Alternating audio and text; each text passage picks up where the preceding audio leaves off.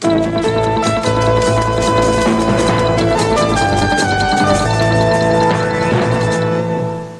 stock market drops nearly 18 points in reaction to the OPEC oil price increase. Mayor Kucinich of Cleveland will fire 2,000 city workers to avoid municipal bankruptcy. From ABC, this is World News Tonight with Peter Jennings in London, Max Robinson in Cleveland, Barbara Walters, who is on assignment. Tonight, a comment from Howard K. Smith and Tom Jarrell in Washington, substituting for Frank Reynolds. Good evening. Reverberations hit today from the weekend decision by OPEC, the oil-producing states, to sharply increase their prices. The stock market closed down almost 18 points. Overseas, the U.S. dollar dropped in value in every major money market. At home, the petroleum price hike means more inflation, as economics editor Dan Kortz explains. The price of gasoline at this Mobil station is unusual even here in New York, but it may be the wave of the future. By October, the OPEC price hikes will add at least 3 cents to the current nationwide average price of 70 cents a gallon for unleaded regular. And gasoline is only the beginning. OPEC crude oil prices will rise in 4 steps from the current $12.70 a barrel to $14.54 a barrel. For refiners, that works out to an added 4.5 cents a gallon. The refiners will apportion the extra cost among many products, and it's not certain which ones will bear the heaviest burden. For example, heating oil prices are not controlled, so they may go up even more than gasoline in some areas, although homeowner protests could generate enough political pressure to keep heating oil from skyrocketing. Electric rates will climb significantly in the Northeast, but the total impact will be slight because only 15% of the nation's electricity is generated by oil. Finally, manufactured products will go up in price because of the higher cost of fuel to run the factories, and the bill for hauling goods to market will be boosted by increased gasoline and diesel oil prices. All that will be passed along to consumers in the form of higher retail prices. So although expensive gasoline is the most obvious effect, the OPEC action also means higher inflation, an even worse foreign trade deficit, and at least $100 out of the pocket of the average American family next year. And all that makes another recession even more likely. Dan Kortz, ABC News, New York. Not only the United States, but industrialized nations around the world were shocked by the size of the OPEC price increase. A French newspaper called it a hard blow. A common market official said it is not justified. Mexico, though not a member of OPEC, announced today it will raise the price of its exported oil in line with the OPEC price increases.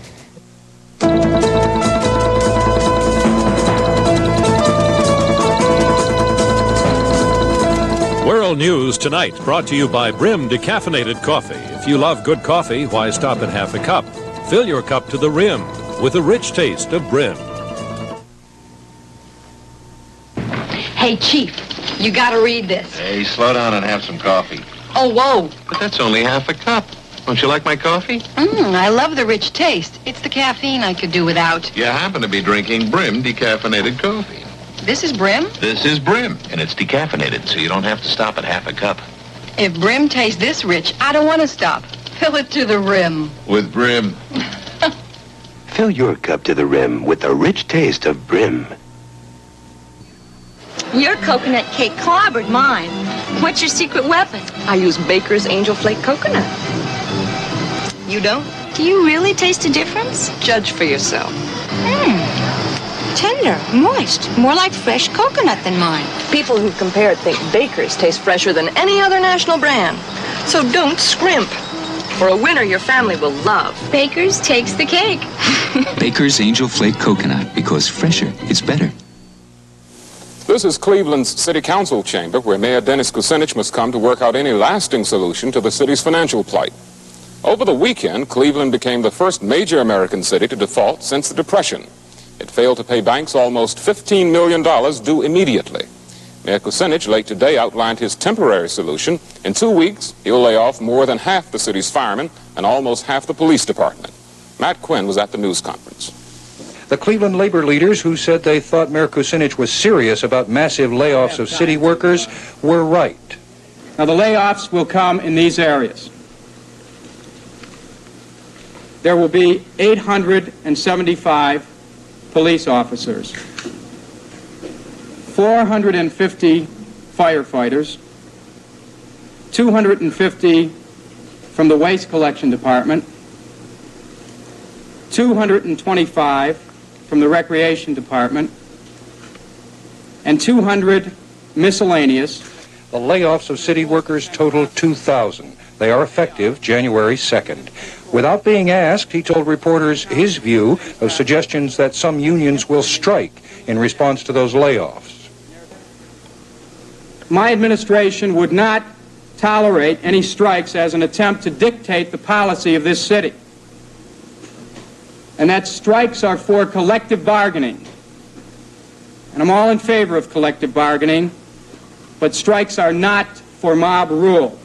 The mayor said he wants no strikes and no lawsuits. He wants the union's cooperation in battling default. Bill Stewart assesses the labor leaders' reaction. Leaving a meeting with Mayor Kucinich, labor leaders made it clear they were in no mood to cooperate with his plans. There's no doubt about it. If he lays off one of my members, January 2nd, we will take initial action and call down the total local. Will all the rest of the employees in the city cooperate with that? I know this. We have an unwritten law that if a picket line is established, no one crosses it. Garbage collection would be slowed from once a week to once every 2 weeks under the mayor's plan to lay off 250 sanitation men. Fire department manpower would be cut in half, although at selected fire stations throughout the city. And the number of policemen would be sliced by half by the furloughing of 875 officers, meaning the police department would lose more people than any other single department. Police say that would leave too few officers to keep the public safe. Well, we're down about 800 men from what we're authorized, and not enough policemen out on the street now. So what'll these layoffs do? Drive crime up. Everybody will be out there robbing everybody. As their next step, representatives of the police, firemen, and other city workers say they will form a confederation to plan together before making their first move to fight the mayor's layoff plans. Bill Stewart, ABC News, Cleveland. The man who has opposed Mayor Kucinich's fiscal policies most vehemently is George Forbes, the president of the city council. Forbes spent much of the day meeting with labor leaders. He is concerned about the threat of a general strike. If there's a general strike, Lord knows there's going to be a crisis here. And I intend to spend the rest of the day trying to resolve this issue. When was the last time you and the mayor met alone? September the 24th, 1978. Do you think you need another meeting? I would say it's just about that time. Earlier today, in a symbolic act, Mayor Kucinich withdrew what he called his life savings from the Cleveland Trust Company. He received a cashier's check for $9,100. The 32-year-old mayor claims he's been saving at the bank for 18 years since his first job, but not any longer. Incidentally, police say the mayor's younger brother was withdrawing money from a bank at the same time as a robber. Police have charged 22-year-old Perry Kucinich with bank robbery. Police say he gave a teller a note reading dollars a die and got $500 in marked bills. Perry Kucinich has had a history of trouble with drugs and police. Ironically, Central National is one of the banks which has cooperated with Mayor Kucinich. Peter Jennings will have more news in a moment.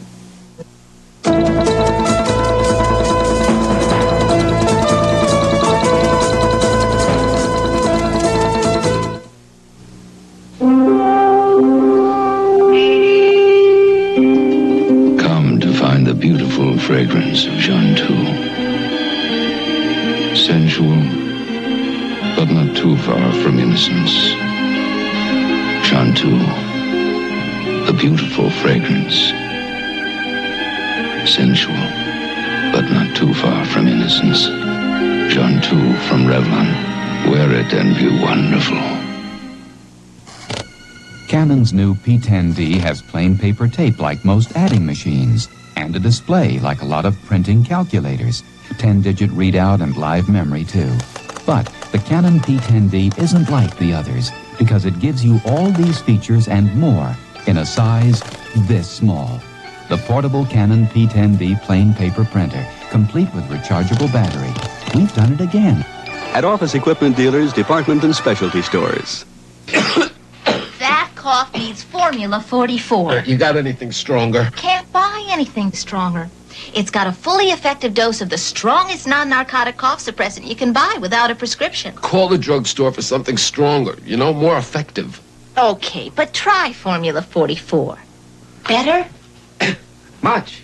Oh, I called the drugstore. They said... Yeah, I know. We can't buy anything stronger. Vicks Formula 44. You can't buy anything stronger for a cough. Holiday greetings from Budweiser.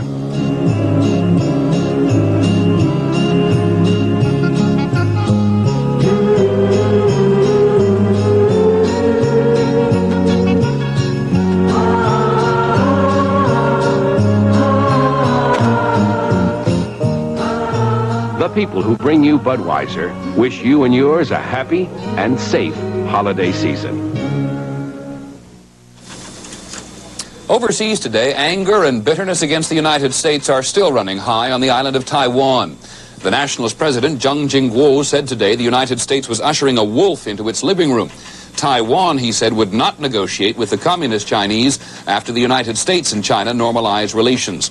The nationalist premier, Y.S. Sun, said that Taiwan had decided now to increase its military spending. The island already has one of the largest armies in Asia. In the capital itself, it is not, as Jim Laurie reports tonight, only Taiwanese who are upset with President Carter's shock announcement. Ed Rayfelt Sr. is not pleased with President Carter's China move. He's lived in Taiwan 14 years, has a Chinese wife and 2 young children.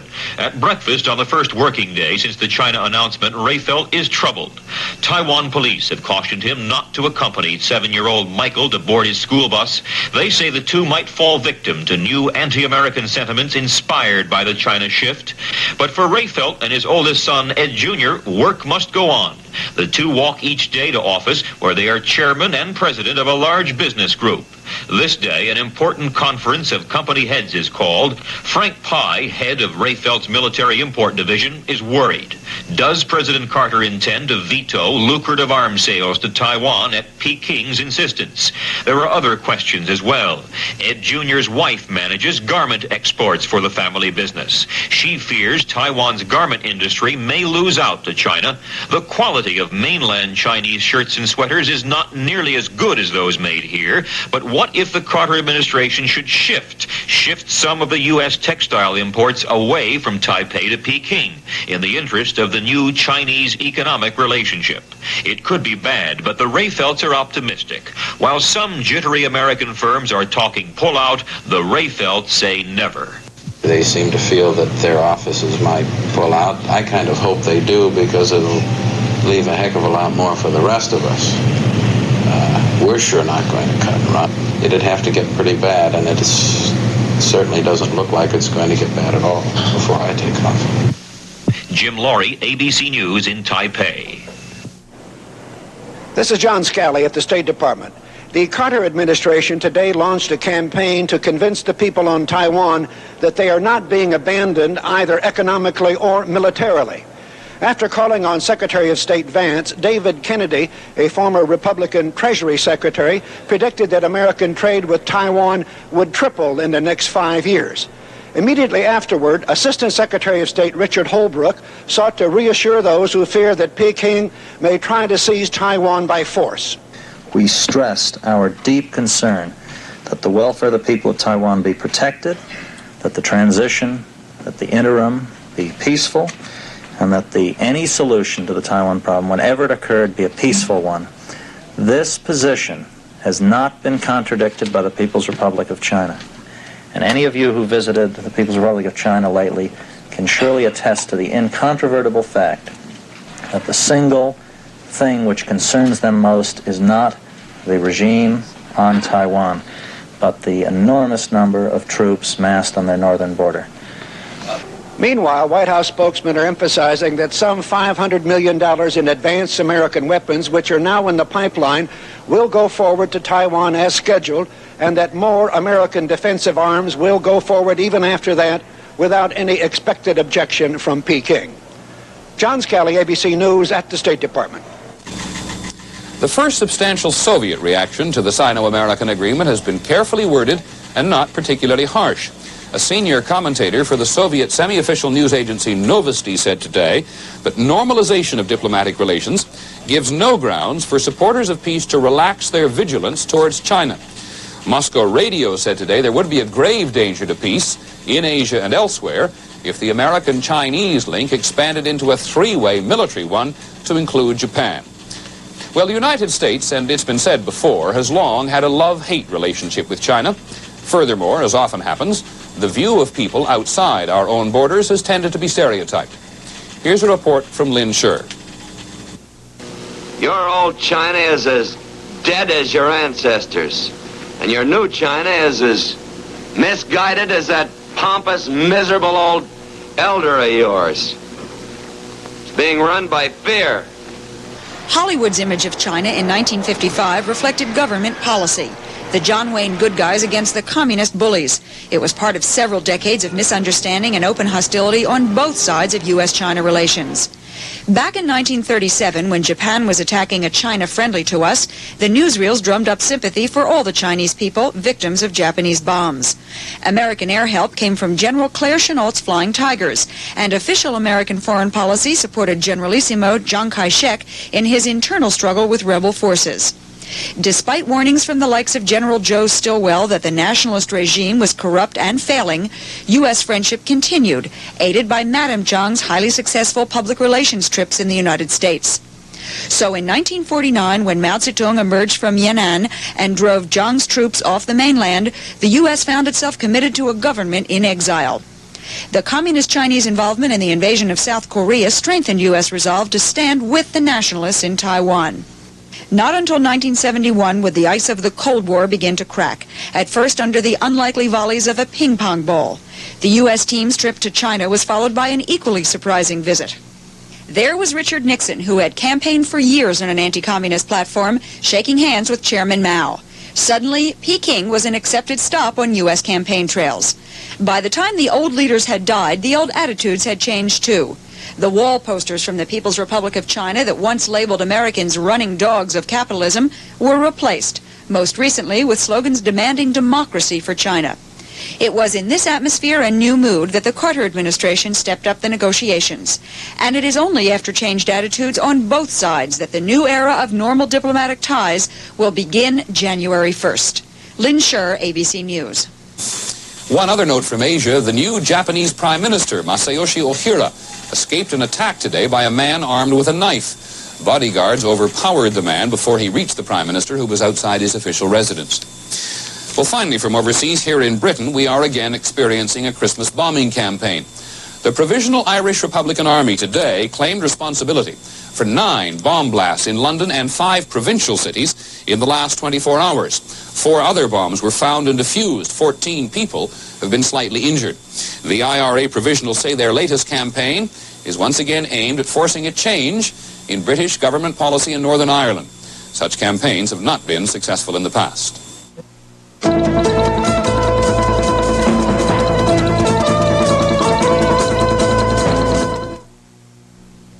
I think people are more careful buying medicine these days. Bufferin works faster than my headaches. And it's got ingredients for stomach upset protection. Bayer doesn't. I'm careful to get an added relief action I want with Bufferin that Tylenol can't provide. An added relief action in many cases that Tylenol never provides. An added protection Bayer and Anacin don't have. Bufferin is the only leading tablet with both. Now I'm careful to get both. A relief action I want and protection ingredients with Bufferin. Back when steam locomotives were helping America grow, quality General Tires were helping put America on wheels. They still are, with the widest choice of tire designs and prices ever. There's our low-cost polyester cord Polyjet, our popular glass-belted Jumbo 780, and our performance-rated Jet Radial. Quality, choice, price. General has a tire for you. Sooner or later, you'll own Generals. You want one? Sure, you can put the automatic thermometer in the roast. Like this? Right. Then we put it in the Magic Chef microwave oven and set it to cook to 140 degrees. Exactly medium rare. Cooks up by itself? Yep, no more guessing. Dinner ready yet? Yeah, and I cooked it. Magic Chef microwave ovens take the guesswork out of cooking. The difference will surprise you. Medium rare. Wings on his feet, wings on his hat, bringing FTD gifts, easy as that. The FTD Holly Bowl, the traditional poinsettia, the season's greeter, the FTD season's greeter, complete with all the trimmings. living, loving holiday gifts your FTD florist can deliver almost anywhere. Those FTD florists really get around for you. There was a surprise confession today in Guyana. 19-year-old Stephen Jones, son of the founder of the People's Temple, admitted that he murdered a cult official and her 3 children in Georgetown while the rest of the cult was committing mass suicide in Jonestown. The Ohio State Finance Board today refused to provide $675,000 for an out-of-court settlement in the Kent State University shooting case. You'll recall 4 people died there, 9 were wounded in 1970 when Ohio National Guardsmen fired onto students who were demonstrating against the war in Vietnam. The Senate Ethics Committee voted late today 4-1 to expand its investigation into alleged financial and campaign irregularities of Georgia Senator Herman Talmadge. Just last month, the Air Force said for the first time they will not make their quota of volunteers. The other services have been facing that problem almost since the military draft ended. Nowhere is it more critical than in the Army Medical Corps, where many doctors are choosing either not to join or to re-enlist. Tonight, in the first of a 2-part series, ABC's Roger Peterson examines the problem. You're right. Yes, priority medical assistance needed. During the war in Vietnam, American troops got the best medical care ever available to frontline soldiers. The doctors, nurses, and medics were all top-rated. But since Vietnam, since the end of the draft, the Army Medical Corps has fallen on hard times. The Army says it should have 5,850 doctors in uniform. The number on active duty today, 4,140. They've cut back the number of docs, they've cut back the listed ancillary help, they've cut back the money, but the patient population has increased. There's no war going, but retirees have increased, dependents have increased, but they've cut back the resources to deal with those. This is Fort Stewart Army Hospital in southern Georgia. It cares for 17,000 active duty troops plus dependents and retirees, a total of roughly 50,000 men, women, and children. 37 doctors should be assigned here, but only 24 are, and the shortage is compounded by a lack of specialists. I am told cover for orthopedics if we're short, cover for ENT if we're short. This is really an affront to the people coming in here. They expect medical care, they're getting sub-care from me not being in a specialty area. I'm an obstetrician gynecologist and my wife is pregnant now, and I would never in a million years let her deliver here. These active duty troops still get good medical care, according to Army officials who bluntly admit they're facing a doctor shortage of near crisis proportions. But what happens if war breaks out tomorrow? Certainly, if it's a World War III situation, we are not prepared, even for an orderly transition into total mobilization. I think I could say that if we're talking about the engagement of one division with a hostile force, that we are marginally ready. If just one division got involved, you don't think you would even have adequate support? I'd say that we're marginally, would be marginally able to provide adequate care. It's a pretty grim picture, sir. Yes, sir. Roger Peterson, ABC News, Washington. In his next report, Roger Peterson takes a look at some of the difficulties that doctors at one small Army hospital face. The holiday season often presents the problem of what to give the person who has everything. Well, if you're faced with that problem, maybe this report by ABC's James Walker can help you out. Say, do your feet need exercise? Are you an executive who sits all day? Well, meet Bert Schulman. Bert's Execusizer may be just what you need. Bert is an inventor. In the last 10 years, he's come up with 15 inventions, such as a safety drill which automatically turns off whenever it jams, or an ultrasonic tweezer for the permanent removal of ingrown hairs, or his foul weather alarm. Well, this alarm clock radio can sense inclement weather, snow, for instance, at night, and it will wake the user so many minutes earlier in the morning so he can get to work on time. How does it work? Well, let me put a little snow on here. Have you sold this? No, I went to the appropriate companies, and they were not interested. In fact, almost no one has expressed interest in any of Bert's inventions. AMF, Skill Corporations, Ford, and General Motors all have rejected Bert's ideas. But Bert keeps trying. This is his latest creation, a jogging machine powered by a chainsaw engine harnessed to an aluminum backpack. The 1-horsepower engine pushes 2 metal arms attached to each thigh by straps. Bert says that with the machine, he can jog up to 20 miles an hour, although he admits that after 100 yards, he's too tired to go on. But for those 100 yards, Bert knows the loneliness of the long-distance runner. Why? Because no one can keep up with him. James Walker, ABC News, Hyde Park, New York.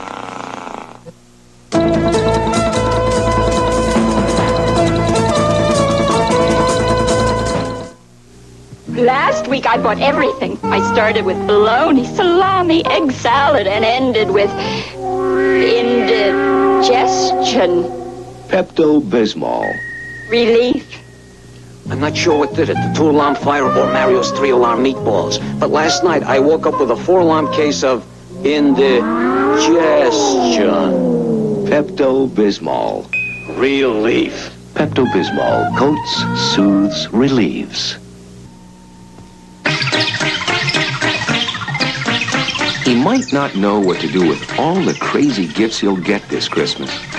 But he'll sure know what to do with Old Spice cologne, or aftershave lotion, or an Old Spice nautical decanter, or one of our many Old Spice gift sets.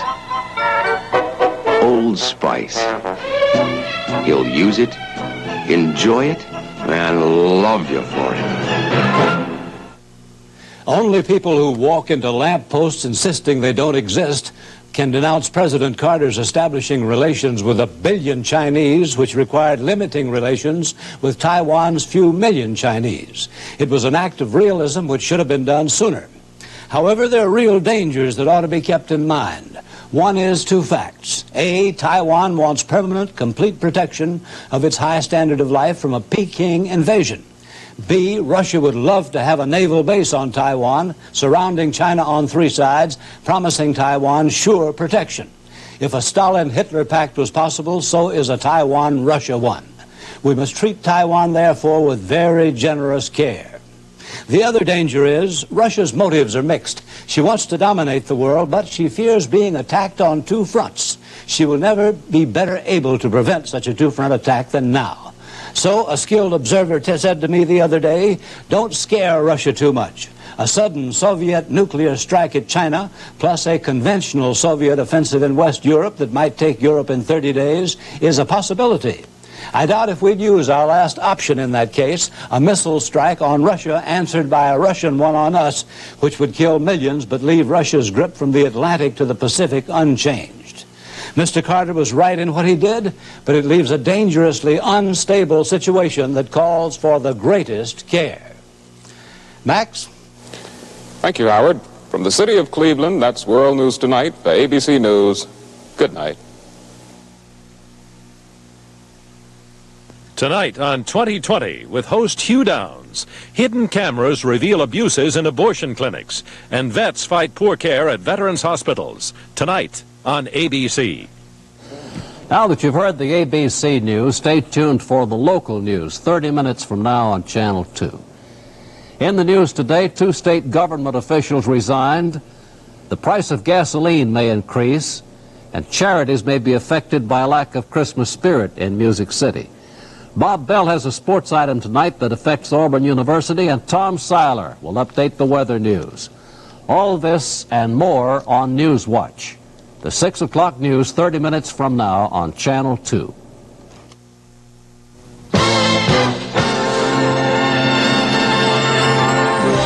2 down, please. 6-letter word again. Starts with B, ends with S. You want me to read it? Yep. Okay. A funny Jim or the starving playwrights went to the potential producer and asked him, please use your cash and... Jimmy, do you know this one? Bacchus. Yeah! Crossroads, Monday through Friday at 6:30 following Newswatch. Hi, I'm Rita Whitfield, and according to this hourglass,